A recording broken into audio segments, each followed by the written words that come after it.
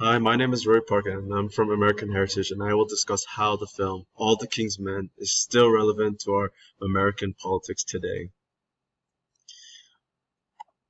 Demagogues is the definition of demagogues is that a person or a leader using arguments without any rational reasoning behind them.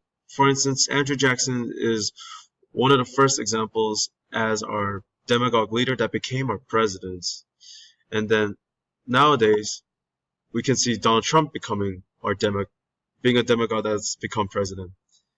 And here are some examples where they make, well, Donald Trump makes statements that are obviously false. If I scroll down just a little, you could see that every single Democrat in the U.S. Senate has signed up for the open borders, and it's a bill. It's called the Open Borders Bill. Obviously, no Democrats or documentation can support this because there hasn't really been a bill called the Open Borders Bill.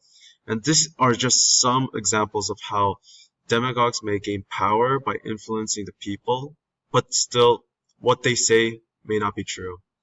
And that is how uh, demagogues, or I guess the film All the King's Men, is still relevant to our American politics today because it's occurring in 2016 election and may occur in the future too. And I would like to end on the note, thank you for watching this video.